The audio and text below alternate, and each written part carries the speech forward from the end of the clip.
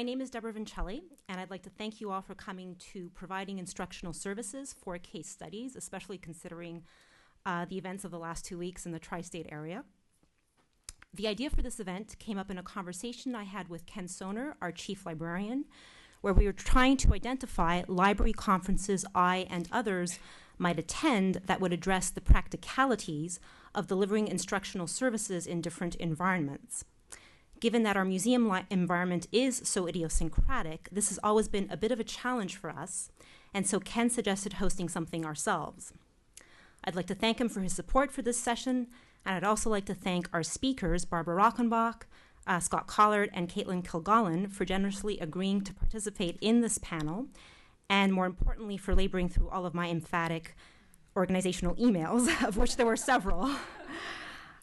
Information about our speakers and the session was included in the announcement text, which in the interest of time I won't reiterate here, except to say that with speakers representing 4 significantly diverse institutions, we do hope that this session will provide some practical takeaways for all of you. The panel presentations will be followed by a Q&A, where we hope you will ask us questions and share your observations. That will then be followed by a reception at Watson Library, which we hope you'll all attend. And without further ado, our first speaker, Barbara Rockenbach, will get us started. Thanks. Hi, good afternoon. Thank you so much, Deborah, and thank you for putting together this panel. It's so nice to be able to speak with colleagues at different types of institutions on the topic of instruction. This is a panel about practical things, but I have a couple of theories and a couple of principles that I'm going to hang the practical things off of. So these are the theories and the principles that have guided my thinking over the last 5 years in 2 different institutional contexts. In a role that I had at Yale University as the instructional coordinator, and now in my current job as the director of the Humanities and History Libraries at Columbia. So 2 academic settings, similar in a lot of ways, but also have significant differences. And so I'll talk a little bit about that. So my focus today is on how we teach, not what we teach. And I'm not suggesting that what we teach isn't important. It's absolutely important. But I want to talk today about our approach to teaching, our methods, because the way we teach, the kind of how of teaching really is important in terms of how students learn. And so that's what my focus will be on today. So I'm just going to give you a quick overview of a few learning theories. Some of these may be familiar to you. The first is active learning, and I assume this is a term that you've probably heard. But basically, in the last several decades, there's been a real focus on the notion of active learning, and you may have heard of this as described as sort of rather than the sage on the stage, the guide on the side, the notion that students learn more when they participate in their own learning. And I'd encourage all of you to look at Chickering and Gamson. They're 2 theorists who work a lot in the area of active learning. In particular, something called 7 Principles of Good Practice in Undergraduate Education. Though it's focused on undergraduates, it is really has broad applicability for other types of students that you may be teaching. But I just want to give you a quote because I think it gives you a sense of the kind of gets to the core of active learning. And it comes from that 7 principles. Learning is not a spectator sport. Students do not learn just by sitting in classes, listening to teachers, memorizing prepackaged assignments, and spitting out answers. They must talk about what they learn, write about it, relate it to past experiences, and apply it to their daily lives. They must make what they learn a part of themselves. And so let me give you another a sense of this through an illustration. So in terms of active learning, what I'm talking about really is the doing. So these are just sort of general sense of what people retain or what they remember after learning things. And so we remember about 10% of what we read. If you think about our traditional schooling, we do a lot of reading, but we're really only retaining about 10%. 20% of what we hear, 30% of what we see down the line, culminating in remembering 90% of what we do. And so I want us to think about that when, in terms of library instruction and research sessions, because I think as a whole, we tend to do a lot of talking in these sessions, and there's reasons for that, really compelling reasons, like the fact that we get to see students one time for 50 minutes. We feel like we need to talk a lot, but learning theory will tell us that by integrating some active learning exercises, which I'll talk about in a moment, students will actually retain more of what they learn. Another kind of active learning, a bit kind of in a way to focus in on a particular type of learning, is something called inquiry-based learning. And inquiry-based learning is it basically focuses on the doing, as I've already suggested, but it's also something that involves the students in the act of inquiry, having them actually participate by setting the sort of learning objectives for themselves in a particular learning situation. And I've highlighted here for you the notion of habits of mind, that it's not getting students to, it's changing the way they're thinking about things, not getting them to think certain things. And that will make more sense in a moment when I give you an example. Finally, I want to focus on something that is a principle in learning theory, but comes really out of psychology. Albert Bandura is quoted here on the topic of self-efficacy. And self-efficacy is a term to really measure how students feel about their own capabilities. And so this quote highlights that basically students with a strong sense of efficacy are more likely to challenge themselves. In essence, students who have confidence in what they're doing in a learning activity are much more likely to attribute failure to external things, not to their own ability to learn. And I think this is really important when we think about a lot of the things that guide our thinking in library instruction. We've got the ACRL literacy, information literacy competencies, for instance. I think they're very helpful guidelines, but it sort of forces us in a way to think about teaching students skills, when I think what we need to teach students is confidence in their ability to be able to do something, not just sort of skill-based learning, but if you can foster an environment in which students do some trial and error, which we all know is a part of the research process, getting them to feel confident after a research session is a way to get them to then feel like they can be confident researchers when they're out of that research session. So let's put some of this theory into practice.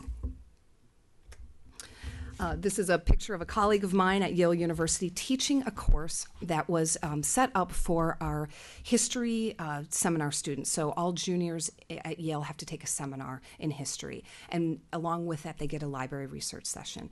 And the learning objective of the junior history seminar is to get students to integrate primary sources into their work. This is probably something that you encounter in your own sessions, that you need to consider both secondary and primary sources. And so Greg and I, this is Greg Yao, worked with our teaching center at Yale to basically do instructional design for these sessions, because it used to be someone would stand up at the front of the class for 75 minutes, a librarian walk students through the catalog, through databases, and basically work on Boolean logic, all those types of things that we do in instruction sessions. And we wanted to take a step back and really look at how we should do instructional design for these sessions. So what we decided is, if the learning objective for this junior seminar was to integrate primary sources, our session should integrate primary sources. So we centered the instruction session around a set of documents that we got from our special collections, and they were facsimiles. We didn't give the students actual documents. And when they arrived at the session, the first thing we asked them was, do you want to work on the Boxer Rebellion, or do you want to work on civil rights at Yale in the 1960s? And as a group, they decided. And then we split them into teams, and we gave them a file folder of documents, about 5 documents on the topic of their choosing. And we gave them some time to look through those documents, and we asked them, when looking at these documents, what research questions do these generate for you? They came back as a group and reported on the questions that the documents generated. And the fascinating thing was they all had different questions. That's not fascinating to us. We know that a set of documents will produce different questions. These students were kind of shocked and amazed that the same documents could produce different kinds of questions, because they're so used to having mediated learning, secondary text, or being handed questions and not being able to generate them on their own. And so they reported back, and then that was our instructional design. Then we took those research questions, and we then ran the session around how you would answer those questions. This is a theory called think, pair, share. So you have students come together and they think about their documents, they pair up, they talk about that, and then they share it to the group. And it's a kind of a scaffolded way of learning that gets the students to really engage with a topic. And so we found that a couple things happened as a result of this. First, the students were really engaged. They weren't just sitting there kind of absorbing. They had to engage in what was happening.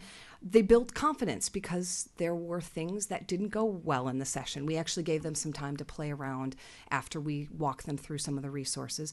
And they they stumbled a little bit, and that was fine. That's part of the learning process.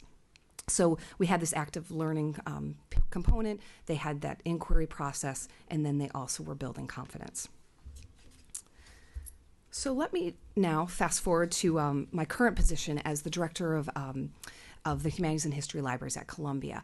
This is a position where I'm working with about 12 subject specialists in humanities and history, and we do a lot of different things. But the thing I'm going to focus on now is a program we do for our undergraduates, our first-year students, in one of the core courses called University Writing.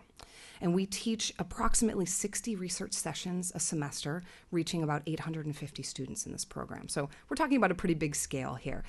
In the past, we worked very much on the model of having a script. So how do you teach this many students with about a cohort of 15 or so teaching librarians? We had a script. You went into the classroom and you walked through all the things that you would do.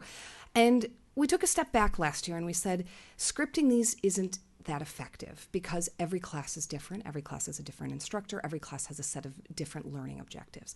And so these are the principles that now guide our thinking. And I don't want to say they're controversial, but they're a little bit counterintuitive in some ways. Starting with the first principle of reducing coverage. So the sense is we've got these students, and we all have this impulse. We have them for 75 minutes. We may never see them again. We have to tell them every single thing about the library that we can. They have to know everything because they're never going to see us again. Well, if we look at some learning theory about retention, which we've kind of done already, students can retain three things in a 50-minute to 75-minute session.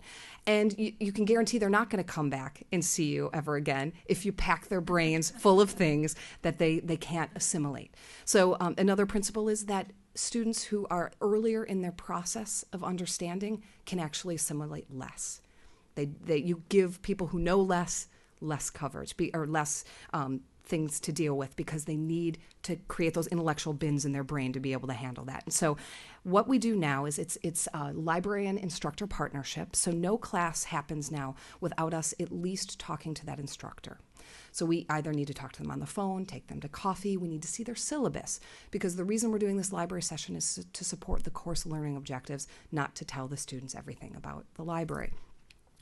So this has been a little difficult, I think, for some of our instructors who are used to really, talking about ILL at length. Even though these papers, they could never use ILL because they wouldn't have time to do that. So really kind of focusing in on what we can do to make the students successful in this particular course, and hanging off of that are the kinds of library research skills we think that they should need. So the final thing that we do with this, and I want to fast forward here to include a picture of my wonderful colleague Anise Mills, who's our undergraduate services librarian, who has really been my partner in really thinking through these various principles. Here she is. We had a fire drill during one of our sessions, and here she is, still at it. These poor students don't even get a break. No, she, talk about active learning, right? She is engaged, still teaching them during the fire drill. But something that she and I worked on as a kind of final principle is this notion of peer observation. So we're asking 15 librarians now to teach a bit differently, not rely on a script, really engage with the instructor.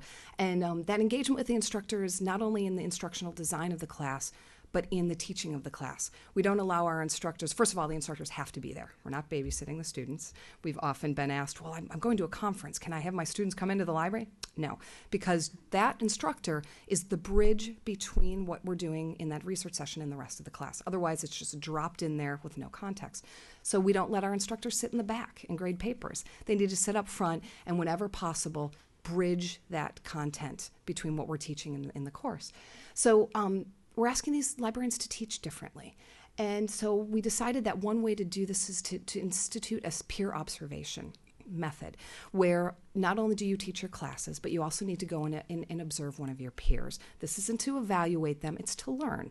And so I've had the privilege of viewing all of my peers teaching these classes, and I've learned wonderful things. And we use a method that allows us to employ a little bit of evaluation, but it's constructive, and it's called 3+1. And it comes out of the K through 12 arena. But what you do is, after a session, you approach your peer and you say, here are 3 things that I thought you did really well in this session. You engaged the students, you only concentrated on 3 things, you gave them time to do their own work, But here's one thing that you might want to think about working on. And it's a psychological principle. If you hear 3 positive things, you're actually able and primed to take a kind of constructive criticism. This works in marriages and in parenting, and it works in library observation as well. And so the 3+1 method has been a really nice way for us to learn from our colleagues, but also start to create an environment where we're starting to push people a little bit in certain areas. So with that, I think I've given you a little bit to get started. I didn't want to take too much time, but I look forward to the discussion, and I look forward to hearing what the fellow panelists have to say. Thank you.